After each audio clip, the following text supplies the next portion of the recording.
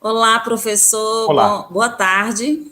Tudo tudo bem, bem? Elizabeth? Tudo É um ótimo. prazer grande, professor, conhecê-lo, mesmo que seja virtualmente. Gostaria de lhe dar as boas-vindas nesse congresso, que o senhor sinta muita vontade. É uma Muito grande honra obrigado. recebê-lo. A honra é toda minha. Professor, gostaria de Tá? dar as boas-vindas para o senhor, A honra é toda minha, Elizabeth. Que prazer estar aqui com dizer que é vocês, uma com esse grande público honra recebê-lo maravilhoso. aqui nesse congresso, e com certeza, ainda não? Sim, sim. Tá pronto. Deu certo? Certo? Tudo certinho. Beleza. O senhor está me escutando? Agora sim, te escuto bem. Já recebi os teus agradecimentos pela Está minha me escutando, participação. professor? Sim, estou escutando. Me escuta?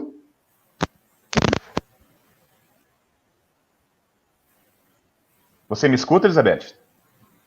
Sim? Ótimo. Gostaria que o senhor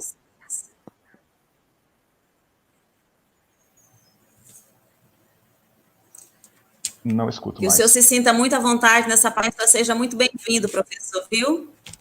Perfeito. Eu Passa a estou com palavra bastante para o dificuldade. senhor, fique à vontade. Perfeito, Elizabeth. Eu sei que bastante delay de áudio, mas eu acredito que deu tudo certo, tá? E assim, ó, agradecer demais, né, a tua receptividade, o Ademar e todos os organizadores da FENEP, do Sim, Congresso. E é o que eu vou escuto sim, compartilhar uma professor. tela. Eu vou Vou compartilhar passar uma a palavra. tela e Sim, fazer escuto. então Vou passar a a. palavra para o senhor, fique à vontade, viu? Muito obrigado. Perfeito, perfeito. Então eu vou compartilhar uma tela aqui, pessoal, para a gente poder então criar uma linha de raciocínio. Tá carregando aqui, já já consigo apresentar. E com isso, só conferir se está certinho lá. Perfeito, acho que está carregando, né? Então eu vou, então, justamente. Carregando, vamos lá.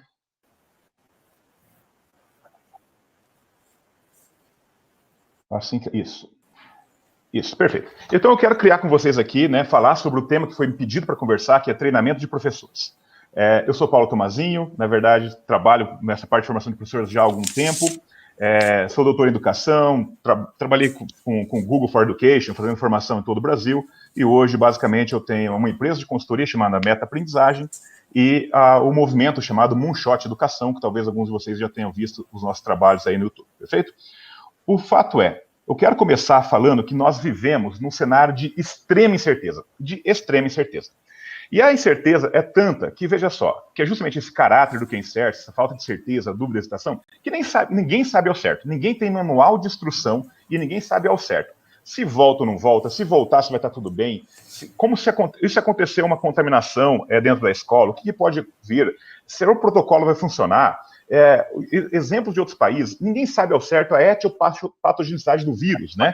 Que estamos saindo agora do período de inverno, entrando em verão. Será que vai ter um comportamento semelhante às doenças respiratórias ditas normais, né? Que no inverno, sem dúvida, ele aumenta, como nós percebemos uma curva no Covid no inverno, pelo menos em grande parte do Brasil, e agora no verão, né? Como que será que vai realmente reduzir? O fato é, vivemos nesse total incerteza. E por que eu falo isso? É uma incerteza tão grande que o vírus nos proporcionou, a pandemia, que fomos obrigados, né? O vírus veio e resetou esse sistema educacional, onde fomos obrigados a fazer uma transformação digital nunca imaginada num curto período de tempo, né? Ou seja, todas as escolas, mesmo aquelas escolas que não tinham, na verdade, a questão da tecnologia educacional na prática, ela foi obrigada a incluir a questão da tecnologia educacional, novas metodologias, novas formas de ensinar e de fazer os alunos aprenderem. Se vocês perceberem, eu vou tentar puxar aqui um laser só para guiar vocês. Eu acredito que março desse ano foi o grande marco, né? Março desse ano foi o grande marco da digitalização, do processo de transformação digital dos processos educacionais, tá? E o que é uma linha, isso aqui, veja só, aqui é uma linha de tendência, né? Ou seja, se fosse ela normal, né? Qual seria o desenvolvimento da educação? Ou seja, a cada ano, cada mês ou cada ano que se passa, é natural que aumente um pouquinho ali da questão da digitalização, de uma metodologia, as formações de professores com metodologias ativas, com tecnologia educacional, um conhecimento de uma inovação, né? Um grupo de trabalhos que vai melhorando isso e a gente teria uma tendência talvez linear, né? Pensando nos próximos anos, linear de desenvolvimento. Aqui seria o desenvolvimento, né? Agora veja só o que esse gráfico mostra. Esse gráfico é da Singularity University, tá? E ele mostra o 6D do crescimento exponencial. Veja, quando você digitaliza um processo, vamos fazer uma paralela aqui com máquina fotográfica, né? Tinha a máquina fotográfica da Kodak, onde a gente comprava poses, né? Filme físico, de 12, 24 ou 40, ou 36 poses. Você colocava esse filme dentro de uma máquina, né? Uma máquina que ela ia tirando foto para sensibilizar a luz, ia sensibilizando aquele filme, e ele ia enrolando. Aí você pegava aquele filme e levava uma foto, né? Para poder fazer o quê? Justamente o quê? A revelação da foto. Veja, de 12 em 12, 24 em 24, ou 36 vezes, né, poses, né, por cada rolinho daquele. Provavelmente isso não tinha um custo. Quando veio as primeiras máquinas digitais, na Vica, da Sony, que tinha de disquete ainda, a qualidade era horrível. A qualidade da foto digital era toda pixelizada, muito baixa qualidade. Então ela não atendia, né, de forma satisfatória o público profissional, o fotógrafo profissional. Mas, ou seja, entrou, portanto, a digitalização da máquina fotográfica, ela entrou durante muitos anos um processo de decepção.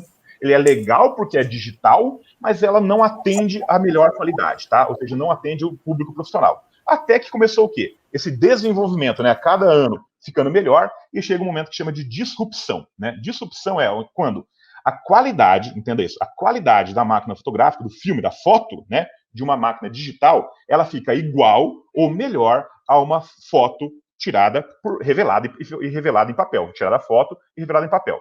E aí, olha o que acontece a partir dessa disrupção. Você tem a desmaterialização das máquinas fotográficas, mesmo as digitais, porque isso vira um aplicativo dentro do celular, né? Hoje um celular tem lá 16, 20, 40 megapixels de qualidade de foto. Então, quando você desmaterializa, não tem que comprar uma máquina fotográfica, esse processo fica bem mais barato. Você tira praticamente dinheiro da equação. E aí, todos vocês estão me escutando, quando se tem um aniversário, ou uma festa, ou umas férias, quantas fotos você tira? É provável que no final de semana, de um feriado, ou numa festa, você tire centenas de fotos. E você não pensa em quanto custa tirar essa foto. Porque o processo monetário não tem mais que revelar aquelas 12, 24, 36 fotos. Entende isso? Portanto, hoje, foto, imagem, está totalmente popularizado. Todo mundo hoje que tem um smartphone, e pelas estatísticas, 96% da população brasileira tem um smartphone, 73% tem planos de dados, tá? Mas 96% na família tem um smartphone, ou seja, está democratizado aquele ato de tirar fotos, de fotografar. E aí os aplicativos, né? O Instagram, recentemente até vídeo, né? O YouTube, o TikTok, como eles disparam, Pinterest, como disparam isso.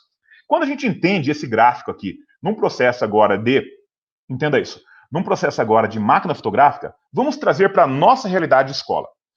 A minha leitura, tá? Não estou certo, não precisa estar certo, é apenas o meu ponto de vista, você pode concordar ou discordar de mim, sem problema nenhum. Só gostaria que você refletisse junto comigo. Março desse ano, eu acredito que foi um marco na digitalização das escolas. Professores ou escolas que nunca pensaram numa usar a tecnologia ou uma aula remota, uma aula em AD, era a única solução. Foram obrigados a, se quisesse entregar alguma educação, para não deixar a aprendizagem parar, né? Ele teria que usar aqui, por exemplo, nós estamos fazendo agora, um computador, um celular, um tablet, e transmitir essa aula aqui ao vivo, né? Para os seus alunos. É a melhor situação? Não, não é a melhor situação. Portanto, eu acredito que nesse momento ainda, embora nós estamos num ensino remoto intencional e caminhando para um híbrido, e a gente já vai discutir esse termo, não gosto muito do ensino híbrido, mas caminhando para isso, o que nós temos agora, nós estamos nessa fase de decepção. Nós não conseguimos comunicar direito os processos pedagógicos, né, para as famílias, para os pais. Não temos ideia se está funcionando realmente esse ensino, se esse ensino está sendo traduzido em aprendizagem. Não temos ideia. O fato é que os professores estão ensinando e os alunos estão tentando aprender lá na sua casa, né? Isso nunca aconteceu na história do mundo. Portanto, esse processo forçado, não planejado, de digitalização, de transformação digital, tem colocado todas as escolas nessa zona, nessa área de decepção quanto à educação. Mas qual que é a boa notícia disso? Não sei quanto tempo, não sei se vai ser esse ano que vem, daqui 2022, enfim, daqui para frente. Basta ver as belezas das tecnologias educacionais para quem assistiu as duas palestras, as duas mesas redondas aqui desse congresso antes do almoço. Eu fiquei encantado com a tecnologia brasileira, né, que já está disponível aqui para todo mundo usar. Nós vamos, em algum momento do futuro, criar uma disrupção, onde, ou seja, o ensino remoto, não quero substituir, mas o ensino remoto ter uma qualidade tão boa, né, o híbrido ter uma qualidade tão boa quanto o 100% presencial. E na minha concepção, só pensar isso, o que vai acontecer daqui para frente? Vai existir um processo de desmaterialização, não da escola, mas a desmaterialização da sala de aula. Talvez até uma desmaterialização de sistemas de ensino.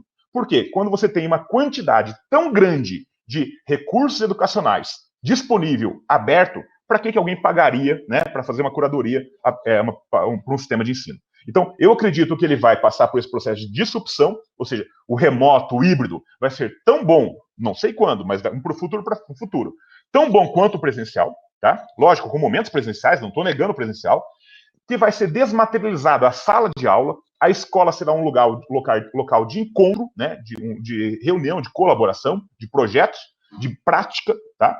E isso provavelmente vai desmonetizar muito desse processo. Por exemplo, assim como tinha que comprar filme fotográfico para tirar foto naquelas câmeras da Kodak antiga, talvez eu não precise comprar um sistema de ensino, né, futuramente, e eu posso ter simplesmente isso, desmaterializar esse processo. Ele desmonetiza e depois ele desmaterializa, né, ou seja, não precisa porque fica digital. E isso aqui eu acredito de verdade que vai dar o grande salto que ainda está por vir, da democratização, né, e da qualidade. Uma democratização não só com igualdade, mas principalmente com equidade. Não importa, hoje nós estamos falando muito de tecnologia na esfera do ensino particular, né? Mas o meu sonho, na verdade, é quando todo esse processo conseguir evoluir nessa onda que eu estou falando para vocês aqui de 6Ds e caminhar isso para uma equidade de qualidade de educação, né, disponível para a educação pública democratizada, né, com qualidade, equitativa, e aí sim a gente vai ter uma transformação desse país. Mas para isso, olha só, nós temos que pensar, talvez, não como escolas, entre aspas, me perdoa o trocadilho da palavra, dinossauros, pesadão, rígido, né, linear. Nós temos que pensar um pouco mais como startups. E startups são empresas que operam num cenário de extrema incerteza. Aquela mesma incerteza que eu falei para você no início, né? Extrema incerteza. E para essa operação tem alguma metodologia e uma visão, que é uma filosofia, na verdade, de gestão de startup, ela chama Lean, tá? Isso tem tudo a ver com formação de professores, com a tua gestão da escola e com o teu dia a dia de prática didática, você vai ver já já, tá? Lean significa não desperdiçar, é executar de forma mais eficiente possível, né? É evitar o desperdício a todo custo, é melhorar constantemente os modelos de gestão, os modelos de resultado, né? E é sistematizar a experimentação, o teste, né? Ver o que funciona, o que não funciona, descarta, o que funciona, opa, vamos continuar isso, e a resolução de problemas. Então, ele foca no resultado, na eficiência, né? Lean vem do sistema de Toyota, de produção japonês, mas basicamente ele vem focado na questão da eficiência. Evitar desperdícios, evitar custos desnecessários, evitar tudo, tá? E a gente vai caminhar para isso. Um processo de Lean, ele começa aqui, ó, com experimentar, ó, com construir, né, aplicar ideias e sugestões, construir, por exemplo, uma aula remota, uma estratégia, um plano, né, de aulas remotas, e aí a gente experimenta e mede, faz a mensuração disso. Por exemplo, ver como os alunos respondem. E isso, você vai aprender com esse experimento. E esse aprender, quando você aprende com isso, se deu certo, você avança para poder, vamos construir em cima do que deu certo. Isso chama via positiva. Ou se deu errado, simplesmente a gente elimina isso aqui e vamos para o próximo teste, tá? Então, ou seja, eu acredito que esse é um processo de inovação que quanto mais esse círculo gira, mais rápido é o processo de aprendizagem, portanto, mais rápido é o processo de inovação. Portanto, mais rápido nós vamos caminhar nesse processo rumo à disrupção, à desmaterialização, à desmonetização e à democratização. Isso é uma questão de quando, não uma questão de se. Isso acontece em todos os processos. Em educação, acredito que está chegando a vez. Tá?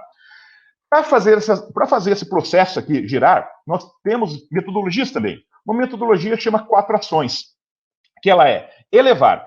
Quais atributos devem ser elevados bem acima dos padrões da operação atual? Ou seja, o que é na tua escola que você já faz hoje que deve ser melhorado? Via positiva, olha lá, deve ser enfatizado. Criar. Se não tem algum processo, por exemplo, como foi o ensino remoto, né, a aula online, remota, síncrona, você teve que criar isso.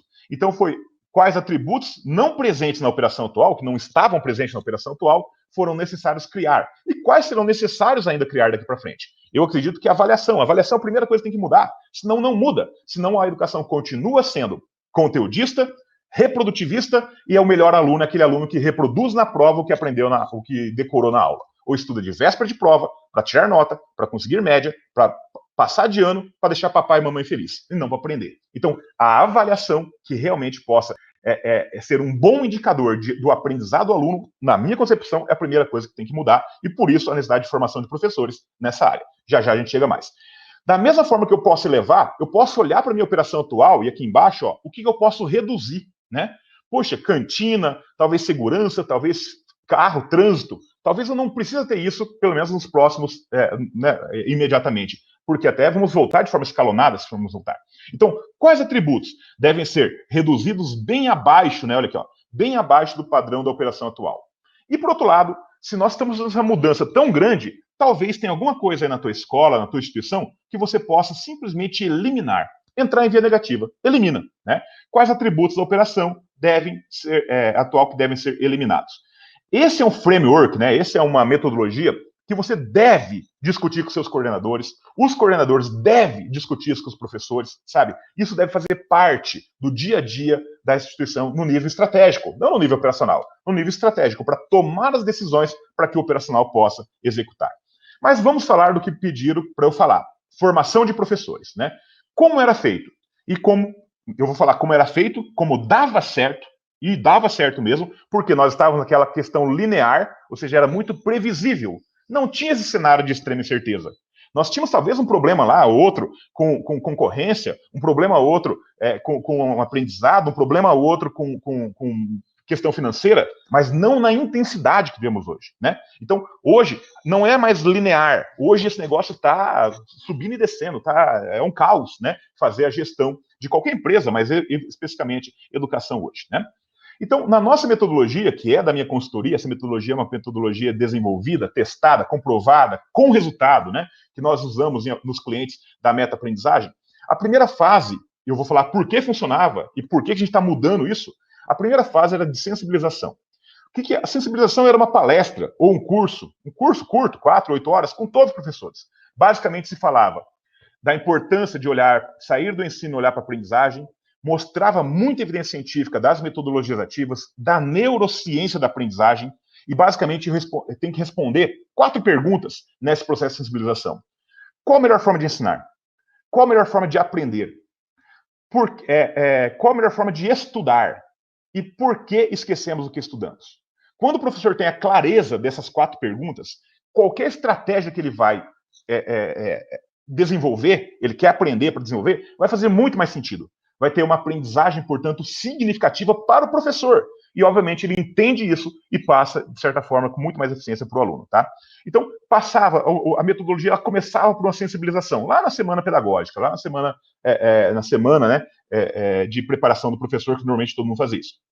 Depois, não adianta só falar, o professor tem que vivenciar. A gente vai ver mais para frente, o ser humano, ele aprende não só escutando, ele aprende principalmente fazendo. Então, nós desenvolvimos oficinas onde nós colocávamos esse professor com o papel de aluno, chapéu de aluno aqui, e ele vivenciava, enquanto aluno, as metodologias ativas. Porque isso dá muito mais segurança para ele, enquanto professor, poder reproduzir isso uma vez que ele vivenciou. Tá? E a gente tinha lá uma série de oficinas, dependendo de cada projeto. Tá? O terceiro passo era identificar na escola, através dessas oficinas, quem eram aqueles professores, não precisava ser muito, 2, 3, 5, 10, não importa, depende do teu número, 2, depende do tamanho da escola, 2 ou 3, mas que a gente transformava esses professores em multiplicadores internos. Tem 2 grandes objetivos isso, 2 grandes vantagens isso. A primeira é ter resultado rápido. Quando na escola algum professor começa a utilizar uma tecnologia, começa a utilizar uma metodologia e dá certo rápido, isso de certa forma estimula não só os alunos a aceitarem mais outras metodologias e tecnologias, como estimula ou instiga outros professores a também trabalhar com as metodologias. Então, esse é um processo catalisador. E a segunda vantagem é que esses multiplicadores internos, na tua escola, na tua instituição, ele já serve como a primeira frente, né, de tira-dúvida, de motivação, de referência para metodologias e tecnologias educacionais. Então é fundamental criar esse grupinho, né, esse esquadrãozinho ali, que vai ser o grande multiplicador, o grande semeador disso dentro da tua instituição. O quarto passo é um passo muito dedicado com a coordenação ou com a supervisão pedagógica, ou no ensino superior, com o coordenador de curso, com os seus professores, né? No educação básica, com o responsável lá por cada série, onde ele pega os professores e coloca assim, ó, é uma tabela, eu podia ter mostrado aqui, não trouxe, é uma tabela onde tem as semanas, né? Cada coluna é uma semana, ou semestral ou anual. E nas linhas tem os nomes dos professores. Então, a cada semana, tá? Cada professor vai se comprometer a utilizar uma metodologia ativa, uma ou duas vezes por bimestre. Quando um professor utiliza 2 vezes por bimestre, você tem algumas turmas e alguns alunos experimentando metodologias ativas e tecnologias educacionais. Agora, quando 10 professores, cada um deles se compromete a usar uma ou duas metodologias, uma ou duas vezes por bimestre, e ele vai marcar o X aqui em que semana e vai assinar na frente, ele vai se comprometer em qual semana, em qual conteúdo ele vai utilizar uma estratégia, uma metodologia, uma ferramenta, você tem 10 vezes 40 ou 80, né? Ou seja, você tem 10 vezes 4, 10 vezes 8, ou seja, 80 oportunidades dos alunos vivenciarem metodologias ativas ou tecnologias educacionais. Então, isso, na verdade, cria a transformação da escola, ou da IES, da universidade. Não é um professor não faz verão. Você precisa ter um comprometimento de um grupo de professores, né, para que realmente possa ter um processo de transformação. E como a gente termina isso? Com compartilhamento dos cases de sucesso. Eu vou dar um exemplo para você. Se você olhar, eu acho que tá na câmera, deve estar aparecendo aqui, ó. Esse é um livro, tá? De um cliente meu, é uma universidade, lá, a Unipar, lá no interior, que, veja só, tem lá o Luiz Roberto Prandi, que é um dos organizadores, Paulo Henrique Tomazinho, que sou eu, né? Metodologias ativas, caiu, metodologias ativas no ensino superior, tá? Ó, vivências no ensino superior, onde cada capítulo desse livro é, na verdade, a descrição de uma metodologia vivenciada pelo professor. Lembra aquele comprometimento que ele teve? Ele assinou lá, olha só, e ele agora, alguns desses professores relatam isso. E quando relata isso, e tem um material como esse, isso aqui é a evidência, né, que o processo de formação funcionou e tem agora uma multiplicação, porque outros professores agora podem justamente se inspirar nisso para poder melhorar as suas aulas, tá? Só que isso, olha o que eu entendi isso. Isso é a fase, né, visual, é isso aqui, ó. Começa lá com a sensibilização, depois vem no período lá de 2 semanas, 3 semanas, vivências, depois tem um período para ganho rápido no início do ano, o período de comprometimento durante o ano todo, né? A gente está distribuindo vários professores com várias metodologias aqui para os alunos, e no final a gente já fez tipo TED, né? Fizemos como o professor contava lá em 5, 10 minutos da sua experiência, mas a experiência do relato do livro é o mais interessante, porque fica realmente registrado, né? Com ISBN, ou seja, com produção técnica para o aluno. Isso aqui é a maior evidência que pode ter, né? Que o processo de transformação em formação de professores funcionou. Só que, olha só, dessa metodologia é muito boa, vale, mas funcionava. Por quê? Porque essa metodologia não vai funcionar para os próximos meses ou anos. Por quê? Porque nós precisamos agora focar numa aprendizagem muito mais rápida. E hoje, a definição de aprendizagem é mudança de comportamento. E quando a gente olha a evidência científica, eu preciso, na formação do meu professor, não basta mais eu fazer uma semana pedagógica e acreditar que essa semana pedagógica vai durar durante o ano todo. Porque nós não estamos mais naquele cenário linear. Nós estamos agora num cenário de extrema incerteza, lembra? Ninguém sabe o que vai acontecer. Então eu preciso o quê? Olhar para a evidência científica, para a ciência da aprendizagem, não só para ensinar o meu professor, né, o professor, a usar isso nas suas aulas, mas também com essas mesmas estratégias nos processos de formação ou de treinamento de professores, tá? Então, veja, isso aqui você já conhece, Dale 63, normalmente você vê isso em forma de pirâmide, né? Que você olha lá, quando você faz, lembra da construir, testar, aprender, construir, testar, aprender. Quanto mais você gira, então quando você faz, você fala sobre o que fez, ou seja, discute, e você ensina uns aos outros, olha só, discussão, fazendo, ensinando, você tem as maiores porcentagens de taxa de aprendizagem relativa. Então, hoje, a formação do professor, ela precisa ser muito mais prática, muito mais pragmática do que teórica.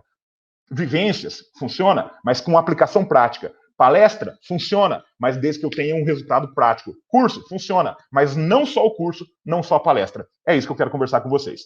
Olhando, de certa forma, para a ciência da aprendizagem, nós temos uma revisão sistemática aqui, onde fala, basicamente aqui são estratégias de estudo e aqui a utilidade ou o poder na aprendizagem. Todas, quase todas, ó, fazer resumo, sublinhar, técnicas mnemônicas, uso imaginativo do texto, releitura, tudo isso tem baixa utilidade em aprendizagem e somente 2 tem alta utilidade em aprendizagem, que é simulados e prática distribuída. Prática distribuída é o tempo todo, tá testando o tempo todo, constrói, testa, aprende, constrói, testa, aprende, aquele círculo lá que eu falei do Lean Startup. E simulados é se testar. Então, a mesma lógica que nós podemos construir uma aula, uma experiência de aprendizagem para o aluno, que o aluno tem conteúdo e prática, nós também temos que pensar na formação de professores, com formação, com informação, ou seja, transmitir informação, mas prática. O professor tem que testar se aquela informação funciona no contexto dele ou não. E se você tem 3 elementos, já já a gente vai ver mais isso. Olha só, informação, prática e feedback, aí nós temos um projeto, um plano de formação de professores, de treinamento de professores, vencedor, como eu vou mostrar alguma coisa para vocês. Outra coisa é isso.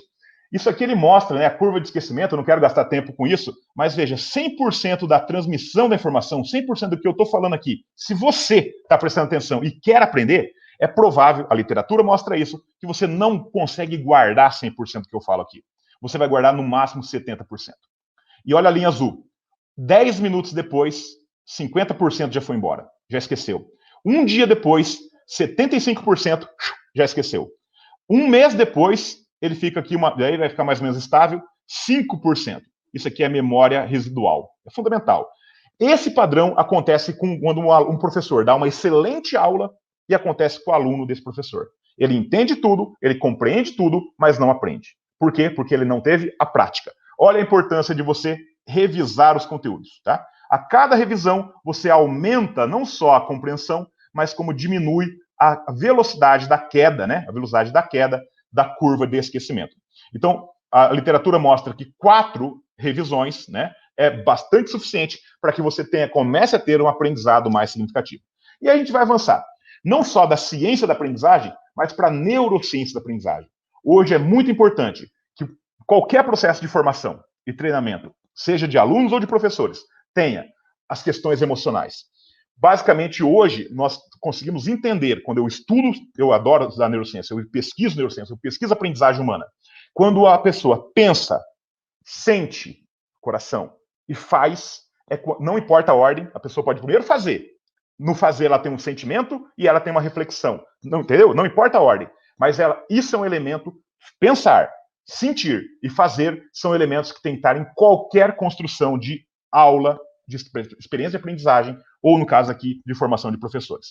Então, o que funciona a partir de agora, falando em termos de formação de professores? Como e por que fazer ainda em 2020 e olhando já para o contínuo, né, 2020, 2021, assim como a portaria número 11 e a resolução nova do Conselho Nacional de Educação diz, o contínuo 2020-2021. O que isso interfere em professores? Interfere que vai ter muita coisa diferente. Veja, hoje é para você dar ênfase, na verdade, naquilo que é essencial. Ou seja, muitos conteúdos vão deixar de ser trabalhados. Então, ele sai daquela linearidade, ou seja, sai do linear, tá? Sai do linear e passa um processo planejado, fixo, e passa um processo quase caótico de adaptação do dia a dia, de adaptação de cada semana. Por quê? Porque nós sabemos que as famílias e os alunos são extremamente, né, vulneráveis e influenciáveis pela mídia. Então, quando sai da tua cidade aí uma notícia que está aumentando o caso, está vindo para cor laranja, né, para o risco laranja, para o risco vermelho, está indo do amarelo, ou seja, tudo isso influencia o senso comum e o comportamento, tá? Então, praticamente, a formação de professores agora, ela terá que ser bit size. O que é bit size? É o tamanho de uma mordida, ou seja, pequenininho. Por quê? Não adianta eu dar uma carga teórica de 20, 40 horas de formação de professores e acreditar que essas 40 horas vão servir para o ano letivo, sendo que a cada semana, a cada mês, a cada 15 dias, muda tudo. Muda todo o cenário. Então, se nesse cenário eu vou precisar formar mais tecnologia, é nesse cenário que eu faço uma formação just in time, olha lá, de tecnologia.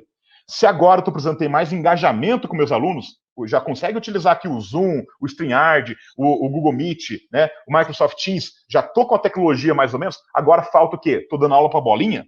Então, como que eu paro? Como que eu engajo esse aluno para que esse aluno participe da aula? Então, eu preciso olhar agora para a questão de engajamento, questão didática, tá? Então, o Just-in-Time, ele vai ser fundamental para construir bons planejamentos, bons programas de formação de professores para esse, né, contínuo, pelo menos 20, 21, talvez 22.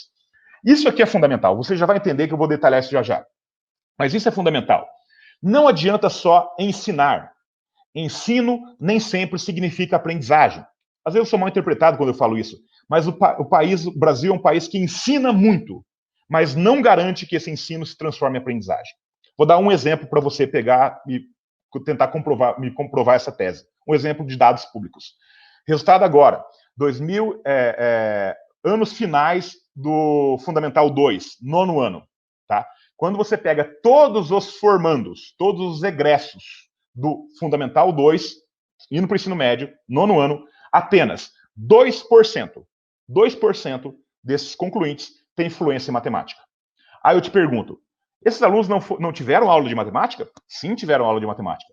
O professor não ensinou matemática durante o primeiro, segundo, terceiro, quarto, quinto, sexto, sétimo, oitavo ano, oitava série, nona série? Ensinou matemática. E passou de ano. Veja só, ele fez uma prova e passou de ano, porque nota é outro indicador ruim de aprendizagem, mas a gente pode falar isso por outro momento. Então vamos lá. Esse aluno, durante quase uma década, ele teve aula de matemática, ensinaram matemática para ele, mas ele não aprendeu matemática. Entende o que eu quero dizer? Ensino não significa aprendizagem. 2% tem proficiência. 98% tiveram ensino de matemática, mas não foram capazes de ter aprendizagem de matemática. O problema é do aluno? Desculpa. Para 98% o problema é do sistema. Tá? Então, veja só. Para aprender matemática ou aprender qualquer coisa, quando a gente olha hoje para teorias modernas de aprendizagem, porque a neurociência da aprendizagem nos mostra, eu preciso ter transmissão da informação, aplicação, atividade e, se você quer levar para um grau de maestria, feedback imediato. Aí está completo um processo de formação e a gente vai mostrar mais como fazer isso. Ele tem que ter a ideia do Lean. O Lean é valorizar o erro. Quando o professor experimenta uma metodologia, experimenta a tecnologia e dá errado, não pode punir. Por que não pode punir? Porque ele já achou uma maneira que para a matéria dele, para o perfil dele, para o contexto dele, não funciona. Então a gente entra em via negativa e elimina. E a gente vai agora para a via positiva procurar outra estratégia. Então o Lean é aquela estratégia de fazer, testar. Quando testa, tem dois caminhos. Dá certo ou dá errado. Se dá errado, descarta. Deu certo, aprende com isso e constrói novamente. Constrói, testa, aprende. Constrói, testa, aprende. E quanto mais rápido a gente gira esse ciclo, mais rápido nós vamos desenvolver o nosso corpo docente, o teu corpo docente, né, em termos de metodologias, em termos de tecnologias, em termos de socioemocional, em termos de tudo que for necessário. Tem que permitir a experimentação. E colaboração. Eu gosto muito de um teórico que chama Albert Bandura, um psicólogo canadense, que ele escreve sobre a teoria da aprendizagem social. Ele, em termos rápidos, ele diz o seguinte: o ser humano aprende por imitação. Então, quando você tem isso aqui, um processo, né, validado de formação, o que acontece? O outro ser humano, o outro professor, lendo isso aqui, ele fala: isso aqui eu consigo fazer. Quando um professor conta para o outro, lembra? Ele fez, ele conta, discute, e ele pode ensinar o outro lá no topo, né, da pirâmide de aprendizagem, discutir, fazer, ensinar. Nós temos aí uma comunidade de aprendizagem. E é assim que eu acredito, essa é a minha visão, né? A minha visão, posso estar errado, mas é a minha visão do que deve ser um programa de formação de professores para esse contínuo 2021 e, quem sabe, adiante, tá? Olha só que interessante, eu estou trazendo isso aqui, uma novidade para vocês, tá? Isso aqui eu acabei de elaborar há pouco tempo. A ideia é o seguinte: quando nós temos cursos teóricos, tá? E a maioria dos nossos cursos, nossas aulas, né? Nossa formação de professor, ele é muito teórico, eu estou afastado da prática. E eu tenho lá a parte fácil de fazer isso e a parte difícil. A parte fácil, entenda aqui, ó, a parte fácil é ensinar. É ter uma palestra como essa. A parte difícil é o aluno aprender, ou é o professor mudar o comportamento. Falar o que tem que ser feito, ensinar, é a parte fácil. Agora, mudar o comportamento é a parte difícil. Por isso que eu separo aqui, ó, teórico e prático. O eixo teórico ao prático e o eixo do fácil ao difícil. Então, quando a pessoa não sabe, ela está lá no fácil, porque qualquer informação completa, enche o copo, lembra? Faz a associação. Agora, quando eu tenho essa informação, eu preciso não só ter a informação. Ter a informação, o que eu faço com ela? Eu preciso caminhar, olha só, na horizontal, de dar a informação para a prática da informação. Quando eu preciso praticar, é aqui, ó. É aqui, ó. É nesse eixo, saindo daqui e vindo para cá, que nós realmente podemos aprender. E se você vem daqui e tem feedback, tem o que eu quero dizer aqui, ó, para baixo aqui, ó, tem a repetição, né? Tem a experimentação constante, né? Lembra da prática distribuída? Tá se testando continuamente. Aí você pode chegar à maestria. Isso para aluno, isso para professor, isso para quem quer passar em concurso, para qualquer um, tá? Ou seja, nós temos, na verdade, olha só, um loop aqui, um círculo, né? Um caminho a ser feito, que necessariamente esse caminho não é fácil. Esse caminho, ele sai do fácil, passa para o difícil, porque é a mudança de comportamento, e essa mudança de comportamento, uma vez que ela está automatizada, está internalizada, ela se torna fácil, porque daí é a maestria. É aquilo que o professor faz e ele nem sabe como ele faz direito. Simplesmente faz. Simplesmente não pensa. É como dirigir um carro. Para começar a dirigir um carro, não adianta falar que você tem que tirar o pé da embreagem devagarzinho, ao mesmo tempo que você tem que apertar o acelerador. É difícil. Agora, é experimentando a dirigir um carro que você vai errar, vai ver, vai sentir, vai começar a acertar, e a hora que você tem lá feedback imediato, alguém te dizendo isso, e a prática, a repetição, é que você hoje dirige sem pensar em olhar para a embreagem, quando você tem um carro ainda automático. A mesma coisa andar de bicicleta. Você pode ver todos os vídeos que você quiser sobre como andar de bicicleta, se você não subir na bicicleta e pedalar com um pé depois do outro, procurar o equilíbrio, não tem como aprender a andar de bicicleta. Simples assim. Agora, quanto mais você anda, mais prática, e aí daqui a pouco você está andando de bicicleta, sem mãos, sem pés, né? Sem dente, aquela brincadeira, né? Então, é isso que acontece. Aqui é o X da questão, ou seja, a cereja do bolo. Acompanhe comigo. O que eu falo assim, que é o refrão dessa minha conversa hoje é esse slide.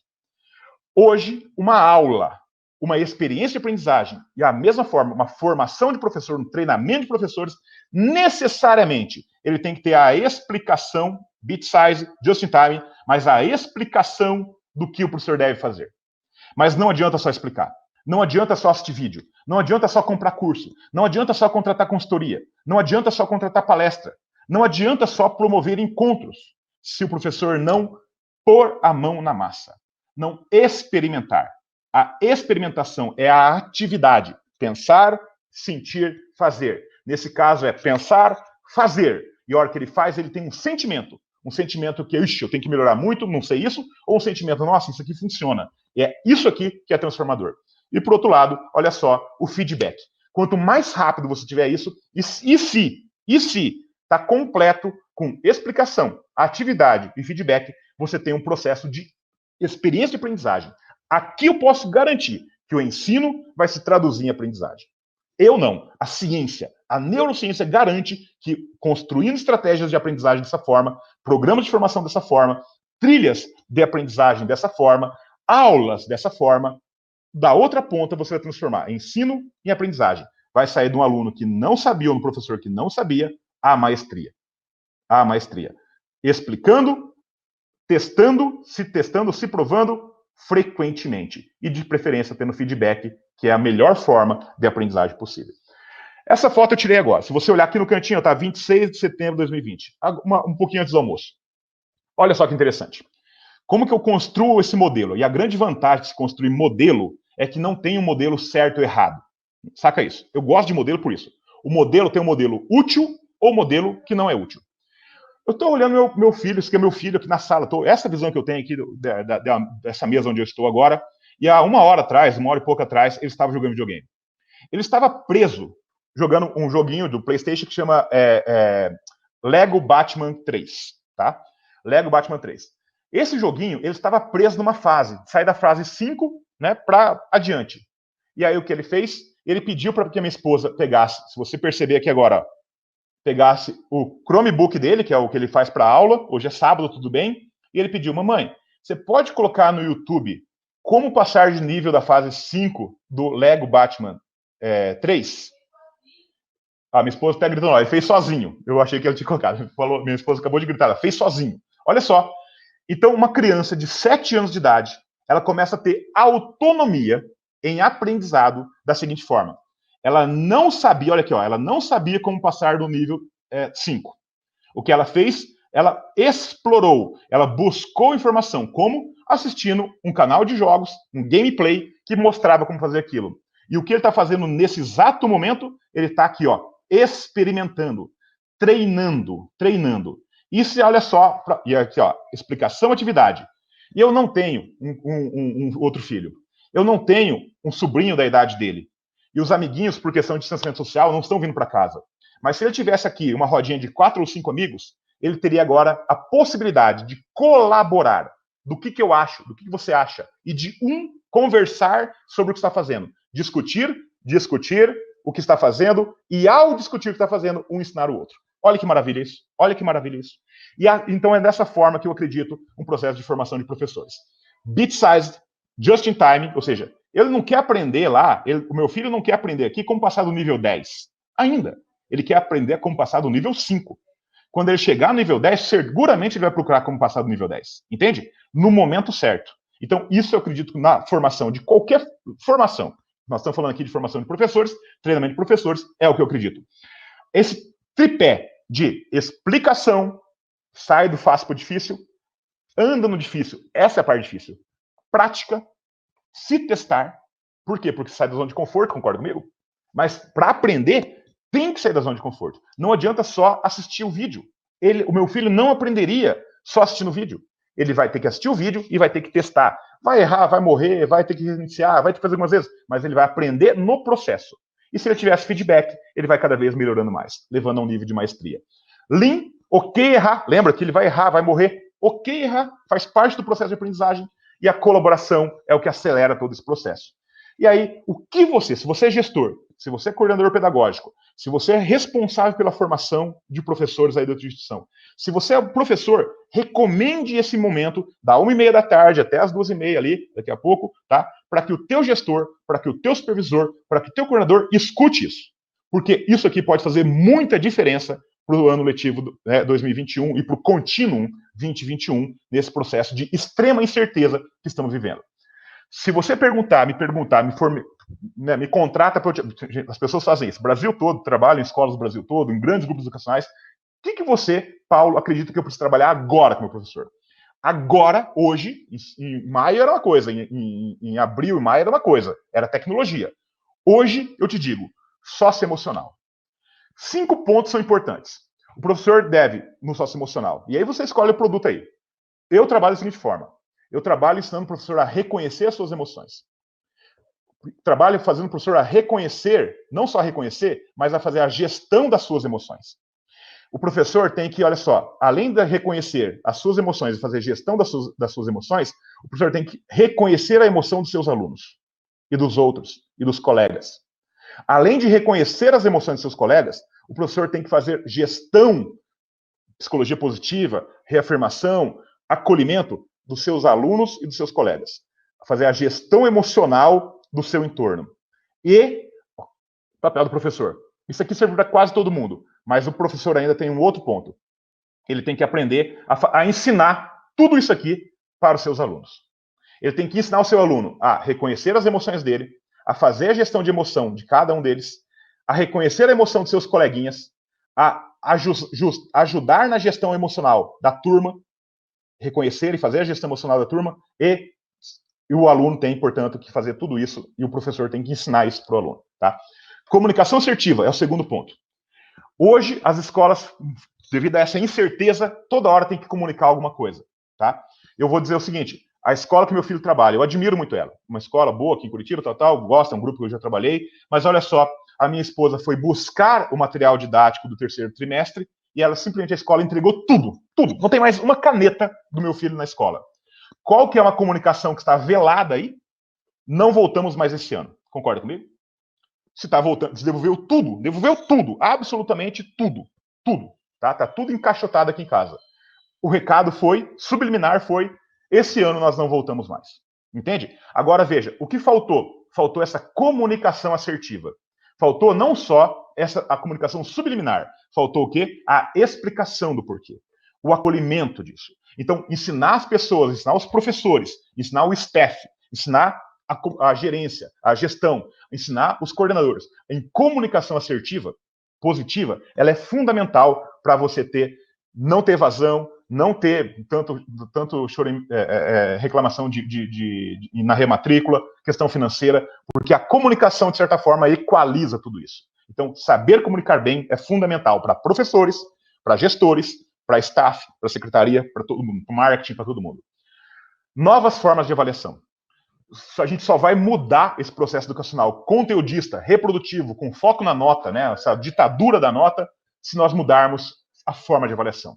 A forma de avaliação ela tem que abolir praticamente a avaliação somativa, não é eliminar, mas diminuir muito, né? Diminui muito. A avaliação somativa, aquela avaliação bimestral, e passar cada vez mais a dar ênfase na avaliação formativa. A avaliação ela deve ser menos descritiva, deve ser menos classificatória, menos punitiva, menos de enfatizar o erro, para enfatizar o que ele já acertou, o que falta desenvolver. A avaliação deve ser mais descritiva. A avaliação deve ser mais acolhedora, não punitiva, tá? Para colocar o aluno numa rota de desenvolvimento profissional, pessoal e desenvolvimento, né, da sua autonomia. Metodologias ativas, cada vez mais eu gostaria de uma classe específica de metodologias ativas, chamada de estratégias didáticas assimétricas, que é estratégias simples, às vezes de 1 minutinho, mas que pode criar um ganho de aprendizagem muito grande. Te faço convite, depois de fazer um convite, vai estar lá no último slide, vai estar um site, metaaprendizagem.com.br. Eu tenho um curso lá, 2, na verdade, de estratégia didática assimétrica, que está gratuito, e está lá disponível para você, já você vai ver o site. E, obviamente, pela questão de mundo, tecnologias educacionais. Esse seria um itinerário formativo, né, para próximo semestre aí, que você já tem pano para manga para poder trabalhar isso de forma bastante, né, já é um desafio muito grande, portanto, o conhecimento disso cria oportunidades gigantescas para a tua escola, para os teus professores, para os teus alunos e a comunicação com os pais, com as famílias. E por que isso vai ser necessário? Porque cada vez mais a escola vai perder o controle das decisões dos pais. Olha o que eu estou dizendo. Depende da tua cidade, depende do grupo de WhatsApp, olha só isso, depende do grupo de WhatsApp que as mães têm, ou seja, depende da bolha de notícias que ela tem, ela vai estar mais propensa a voltar com o seu filho para aula presencial ou aula híbrida, ou não, preferir o ensino remoto. Tá? Então, são desafios que fogem do controle do gestor, fogem do controle da escola. Estamos à mercê do que nós não temos controle. Por isso aqui é a imagem do cisne negro, né? Eu gosto muito de Taleb, Nassim Taleb, e ele fala a lógica do cisne negro ele pinta ali como um cenário totalmente imprevisível, que muda radicalmente toda a forma de se fazer negócio, e no nosso caso aqui, toda a forma de fazer uma gestão de uma escola ou de uma universidade. Risco de transmissão. Ninguém sabe ao certo a etiopatogenicidade da doença. Então, veja, saiu dia 10 de agosto, as universidades americanas voltaram, né, com as aulas híbridas. Parte presencial, parte remota. Um mês depois, agora, uma semana passada saiu, está na Folha, a reportagem. Hoje, o grande surto, o grande crescimento de casos de Covid nos Estados Unidos são universidades, cidades universitárias. Tá? Olha só causa e efeito. Porque ninguém conhece ao certo a etiopatogenicidade e o risco de transmissão. Por que eu coloco o risco de transmissão? Porque imagina, criança, não pega, tem carga viral baixa, ok. Mas aconteceu de novo, aconteceu agora, ó, que semana passada, tá? Semana passada mesmo, essa semana, no local de trabalho da minha esposa. É um curso de saúde onde tem um grupo de professores que faz clínica. E eles voltaram para as aulas presenciais agora, ainda escalado, ainda com grupos, né, ainda de forma bem espaçada, mas um professor de 8, um professor que trabalham juntos, um professor testou positivo Covid. Quando testou positivo Covid, o que acontece? Todos os outros estão 15 dias afastados. Entende o que eu quero dizer? Olha só como que essa questão da gestão de risco, desse risco de transmissão, pode afetar todo mundo. Tudo estava planejadinho para voltar. Basta um cisne negro, um caso improvável, um caso que foge do controle da gestão e tudo tem que ser repensado. Tá? Esse é o mundo de incerteza que eu estou tentando pintar para vocês. pintar para vocês, não para colocar medo, para poder, um bom gestor de risco, como está ali embaixo, ó, um bom gestor de risco, ele está olhando o que pode acontecer de pior. Ele está preparado para o pior. Ele está preparado para voltar ao lockdown total. Mas ele deseja e almeja, na verdade, a volta presencial. Ele deseja o melhor, mas ele tem que estar preparado para o pior. Entre o branco e o preto, entre o branco e o negro, né, ali o preto, nós temos uma escala gigantesca de cinza. Onde esse ponteiro está, cada escola vai estar tendo o seu contexto, a sua cidade, a sua comunicação, os seus casos ali para poder fazer essa gestão, tá? Rodízio de aluno, da mesma forma, decisão familiar, o item 4, decisão familiar, ao contrário de tudo que já foi escrito sobre o ensino híbrido, tá? Nós não podemos agora exigir a presença dos alunos. E precisamos pensar numa estratégia de rodízio. Mas como a decisão está na família, de quem vem e quem não vai, olha a dificuldade que você vai ter para poder fazer essa gestão, né? Justamente dessa escala, desse rodízio de alunos. E aí, para terminar, eu quero fazer um convite para você, e eu fico disponível daqui a pouco para poder responder perguntas. Eu quero fazer um convite, 3 pontos. Você conhecer o que nós temos de aberto, gratuito, mas de alta qualidade no canal da Moonshot Educação, aqui no YouTube, procura Moonshot Educação. Tá, se você clicar no canal e clicar em playlist, está organizado. Semana 2, semana 3, semana 4, semana 5 e semana de outubro. A primeira semana de outubro eu vou fazer a semana 6. É um curso aberto, prático, que leva exatamente aquilo, a explicação, a atividade e o feedback. Veja, só para dar um exemplo, 3.000 professores construíram um Google Site pela primeira vez numa live de 1 hora. Tá? Então, é esse tipo de coisa que vem a informação, vem a prática e depois o feedback, onde a gente pode falar onde pode melhorar, o que pode colocar. Então, essa é a metodologia Moonshot. Então, dá para vivenciar isso no canal da Moonshot Educação e você que tiver interesse, naturalmente, pode levar isso para a tua escola. Tá? Ou a pegar o que está aberto, está grátis agora, está gratuito, e publicar aí, recomendar aí para seus professores. Outro site que eu quero fazer o convite para você visitar, metaaprendizagem.com. Lá eu tenho 4 cursos. Como a mente funciona, neurociência da aprendizagem, ilusão de fluência, é um capítulo da minha tese de doutorado, que eu mostro que quando o aluno entende tudo e compreende tudo, ele, na verdade, ele acha que ele aprende, e, portanto, ele entra num processo de ilusão de fluência, e aí, né, vai ter que usar de véspera de prova, tirar nota, conseguir média, passar de ano, deixa todo mundo feliz, mas não aprende, né? Então, como quebrar isso? E aqui embaixo é o meu WhatsApp, e é mesmo, tá? É o meu WhatsApp pessoal. Se você tiver uma dúvida, quiser uma referência, quiser conversar, pensar numa formação de professores aí na tua instituição, ou ajudar, o que eu mais gosto de fazer é ajudar, na verdade, o teu time a desenhar esse processo, né? Porque aí é uma questão de que você tem o controle, você não tem a dependência, né, de uma consultoria, eu vou lá e faço, ajudo você todo nesse processo, tá? E com isso eu vou parar o compartilhamento dessa tela e eu fico, de novo, à inteira disposição, né, da Elizabeth, para que a gente possa, na medida do possível, fazer aí, responder algumas perguntas, caso tenha lá do chat. Muito bem, professor, muito obrigada. As reflexões realmente foram de excelência, esses questionamentos nos fazem repensar muitas coisas dentro da nossa prática que, no momento atual, elas são agora imperativas e decisivas na vida de um professor. E é como o senhor falou, a questão da aprendizagem significativa não tem como se a gente não mudar de comportamento. E a mudança de comportamento, eu creio que dentro desse processo seja uma das partes mais difíceis, porque o ser humano, né, como você trocar uma blusa, né, mudar comportamento exige muito mais. E o professor agora o professor, é a mira de tudo. Agora, o professor tem que cuidar de tudo. E quem cuida do professor, né? Mas, assim, eu creio que foram, pelo tempo, professor. Aqui tem, da Adriana, do Adriano Basso, ele diz o seguinte: exigir todas essas habilidades socioemocionais do professor não é exigir que ele tenha um perfil psicológico além do que ele obteve de formação? Perfeito. Eu entendo a preocupação. Essa na verdade, foi a pergunta Adriano, do Adriano.